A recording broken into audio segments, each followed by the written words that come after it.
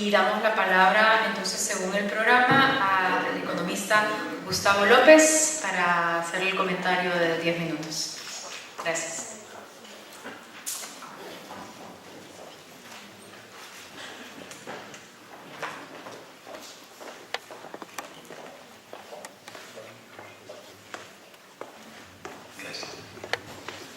Muy buenas tardes. Yo quisiera inicialmente felicitar a los dos expositores porque en la primera intervención nos han mostrado un panorama que nos puede dejar muy optimistas, donde se ve un conocimiento de la problemática y de los desafíos y una actuación muy gerencial, controlada y precisa, al igual que la presentación que se hacía concretamente sobre Lima. Tu intervención ahora, Gustavo, ha sido también muy precisa y muy elocuente sobre las actividades que se están haciendo y que muestran un camino muy positivo en este tema de la movilidad. Quisiera hacer unos breves comentarios con este punto de partida. Mire, si la ciudad la entendemos como el espacio de encuentro, el espacio de relaciones, el espacio de conexiones, el espacio de respuestas a múltiples problemas que tienen las gentes en la búsqueda de progreso y bienestar y de calidad de vida, detrás de todos esos conceptos está el tema de la movilidad, en múltiples dimensiones, como lo hemos visto esta tarde. Yo quisiera, pensando en el futuro, un poco hacia dónde va el mundo y hacia dónde vamos, y las sociedades y las ciudades, en este tema de transporte, aportar a la reflexión algunos elementos interesantes, porque de repente lo que voy a mencionar puede estarnos dando soluciones que no al transporte, a la movilidad, que no necesariamente nos exigen intervenciones muy fuertes y drásticas, como los grandes proyectos que hoy nos imaginamos en infraestructura y otras áreas. Miren, por ejemplo, primero, hay una nueva dimensión de la sociedad hacia el futuro. Una nueva sociedad está surgiendo y esa nueva sociedad se caracteriza fundamentalmente por ser la sociedad del tiempo libre. Hacia el futuro, las sociedades, los seres humanos van a tener que trabajar menos que antes. Hace 100 años y poco, las gentes trabajaban 15 años. En una centuria hemos pasado de 15 años. Ya en algunos países como Alemania, los periodos de trabajo normal están en 4 horas y 5 horas diarias. Le quedan a las personas 20 horas al día para cubrir sus necesidades fundamentales. La gran pregunta es que las ciudades que nos estamos imaginando, la ciudad que tenemos, será la ciudad que pueda dar respuesta a esa nueva sociedad que surge del tiempo libre, en donde los habitantes de las áreas urbanas van a tener otro tipo de necesidades y otro tipo de exigencias, en donde la noción de espacio público, la noción del deporte y otras nociones y visiones empiezan a ganar espacio crítico y prioritario que los estamos dejando de lado y que no lo estamos viendo en este momento. Acuérdense que ayer hablábamos de que es muy difícil ver el presente.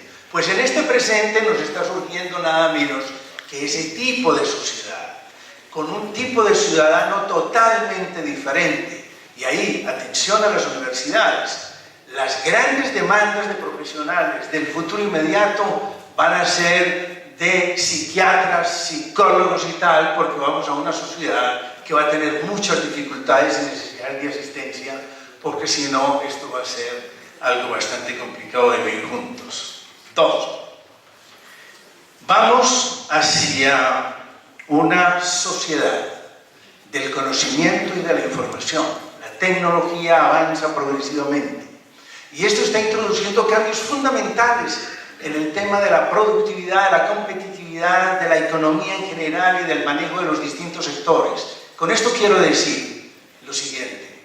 Hoy en día ciudades como París y otras ciudades, ya casi el 40% de la gente está trabajando conectada desde sus casas. No exige desplazamiento a los lugares de trabajo. Y esta tendencia va a ser todavía más fuerte en el futuro. Lo que estoy diciendo de estas nuevas dimensiones es que impactan el tema de movilidad, el tema de relaciones, el tema de conexiones fundamentalmente en esa sociedad del futuro y que nos puede dar respuesta a los problemas que hoy tenemos. 3. La dimensión tiempo. Hoy en día, la noción y el manejo del tiempo, que poquito sabemos de eso, nosotros mismos cuando vivimos no sabemos qué es el tiempo. Yo recuerdo que hace unos años conversaba con mi padre que me decía, bueno, voy a jubilarme. Ya tengo 55 años y he trabajado toda la vida. Y a mí eso me quedó sonando. Digo, ¿pero cómo que has trabajado toda la vida? Sí, no he hecho sino trabajar. Y le dije, sentémonos y vamos a ver en las grandes categorías del vivir qué significa el trabajo. En Europa se hizo un estudio hace poco tiempo para ver qué hacía la gente, una sola pregunta, ¿qué hace una persona que vive 70 años? ¿Cómo distribuye su vida? ¿Cómo distribuye ese tiempo de 70 años? Porque no nos hacemos esas preguntas. Y surgió, por ejemplo, que una persona que en Europa, sociedades muy organizadas, buenos transportes, etc., dedican 6 años de su vida, hablo 24 horas al día, ¿no? 6 años enteros de su vida a desplazarse. 13 años a necesidades básicas. Atención, 8 años solamente a trabajo durante toda una vida de 70. O sea que quien dice, pasé trabajando toda la vida, falso. No logras, imposible. En América Latina, por lo más, con todas las dificultades que tenemos, podemos utilizar por ahí unos 10 años, etc. ¿Qué quiero decir con esto? La variable y la noción del tiempo es una de las mayores riquezas que tiene el mundo y toda la sociedad para replantear su destino, su calidad de búsqueda de calidad de vida, su progreso y su bienestar para todos. No lo sabemos hacer. Hay que trabajar muchísimo más en comprender eso del tiempo y las grandes categorías en que está la vida. Por ejemplo, cuando estuve en Nueva York, miren un problema práctico, de director de la oficina en Nueva York, tenía un grupo de profesionales y todos los profesionales vivían fuera de Manhattan. Entonces empecé a tomar y hacer reflexión con cada uno de ellos. Había una persona polaca que había trabajado en el Ministerio de Relaciones Exteriores de Polonia y trabajaba ahí en la oficina. Le pregunto, ¿dónde vive? Me dice, en online. Digo, ¿a qué hora sale de la casa? Me dice, 6 de la mañana. Porque llegaba a las 9:30 a la oficina. 3 horas y media en la mañana y 3 horas y media en la tarde para regresar a las 10 de la noche a la casa. Una persona casada. Llegaba a las 9:30 a trabajar hasta la 1 de la mañana para levantarse a las 4, 3 o 4 horas. Eso absolutamente no es vida. Entonces hicimos el cálculo, le dije yo, sentémonos. ¿Por qué vivía allá? Dice, porque es más barato. ¿Qué quiere decir barato? Es la vivienda. ¿Cuánto gasta en vivienda? $2.500. En Manhattan, ¿cuánto le costaría? Me dice, por ahí 3.500. Es $1.000 más. ¿Cuánto gasta en transporte? Me dice, no sé, hagamos cálculo. Gastaba más de 1.000. ¿Y las 7 horas de transporte diarias? ¿Cuánto cuesta? Sobre salud, sobre vida, sobre familia, sobre afecto, sobre 50.000 cosas. No lo había pensado. Entonces le dije, me dice, ¿usted qué hizo? Y le dije, muy simple. Mi hermano, que vive en New Jersey, me pidió que viviera cerca. Y me buscó un apartamento por $3.000.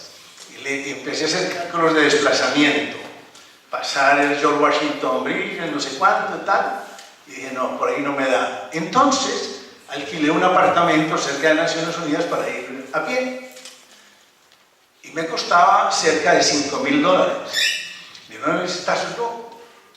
Pagando $5.000 de arrendamiento.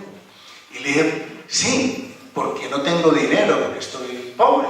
Pago $5.000. Me dice, ¿cómo así? Le digo, porque si viviera a tu lado, me gastaría $6.700 por vivir allá pagando un apartamento de 3.000 y poco. Es decir, no hay una formación y una cultura financiera, no hay una formación y manejo del contexto. Eso implica que todo el sistema educativo y todo el sistema familiar va a tener que desarrollar toda una nueva cultura educativa. Hacia allá tenemos que ir, es una pedagogía nueva del vivir que va a incidir en la movilidad y en el transporte. Y eso es fundamental, porque estamos buscando soluciones dentro de nuevas sociedades que están ahí, surgiendo de inmediato, y no las estamos viendo suficiente. El tema de transporte, finalmente, levanto 3 puntos nomás adicionales. Es un tema muy difícil de manejar, porque hay colisión de intereses, ese es un punto absolutamente clave. Hay colisión de intereses muy fuertes del ciudadano, del comerciante, de la vocación de las áreas del territorio, etc. Segundo, es uno de los temas en donde 2 factores se cruzan en forma permanente, que son la ilusión de tener ciudades maravillosas y yo estar en el mejor sitio de la ciudad, aprovecharme, y el error de quienes dan respuestas respondiendo a esas urgencias y necesidades de los ciudadanos que a veces no coinciden con lo que hay que hacer realmente. Y finalmente el tema de las actividades de las ciudades. Miren ustedes soluciona un día de transporte difícil sacando el sistema bancario, el sistema financiero, póngalo en vacación un día y le reduce el 50% o más del transporte en las ciudades, para una ciudad, el financiero. ¿Y hacia dónde vamos en finanzas? Ojo, miren esa parte, porque la parte financiera va a cambiar radicalmente, ya no vamos a tener que ir a los bancos, o sea que ahí hay un espacio gigantesco. Y la otra gran variable es la educación. Cuando salen a vacaciones los estudiantes, se reduce un 40% por lo menos el transporte en las ciudades. Ahí hay otra variable porque la educación también está transformándose radicalmente y ya no vamos a tener esas universidades como estas cerradas con muros y tal, eso va a desaparecer y vamos a tener otra situación en 30 o 40 años. Entonces todo esto que estoy mencionando son elementos y variables que van a ayudar muchísimo a la solución de los problemas de movilidad, de conexión, etcétera, que estábamos viendo tan claramente en las exposiciones anteriores. Gracias. Gracias al economista Gustavo López.